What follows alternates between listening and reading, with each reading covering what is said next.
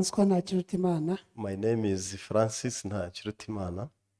Nkaba maze imyaka 7 muri iri torero. So I spent 7 years in this church. Ubundi namaze imyaka 17 nyobagurika. I spent 17 years going astray mu madini. in religions.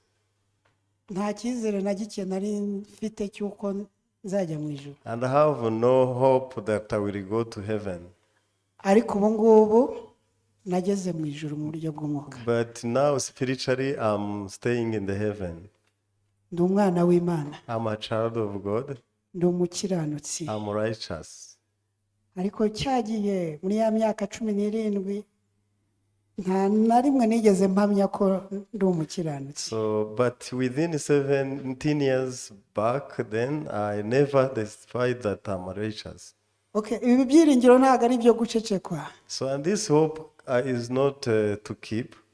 Ijambo mfite nabasangiza ni mu Bagalati igice cya 2 umurongo wa 6. So the verse I have to share with you is in Galatians chapter 1 verse 6. Haravuga ngo gatangazwa nuko mwimuye vuba mutyo bukava kwa wahamagare guhabwa ubuntu bwa Kristo. Nari borose mu mutwe.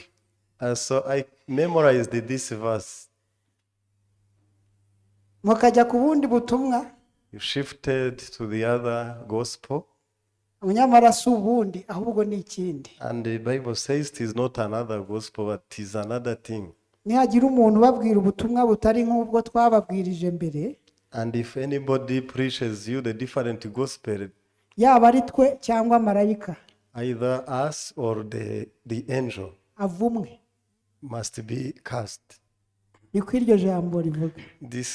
This how the verse says. Bivuye ko wenda umuntu ashobora no kuyoba akazavuga ubutumwa butari nk'ubwo twumvise mbere, aribwo butumwa bwiza turimo kumva ubu ngubu bwatubatuye. Probably you may go astray and preach differently from this gospel which redeemed us. Nduwera ndumuraganwa na Kristo. So I'm holy and I have inheritance. Kandi Kristo yamaye byose. And Jesus Christ gave me everything, include everything.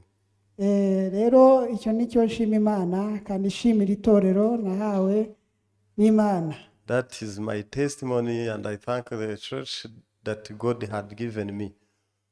Murakoze tuvuze byinshi twamara amasaha. Murakoze cyane. I thank you very much. I will speak up here. Cyubahiro.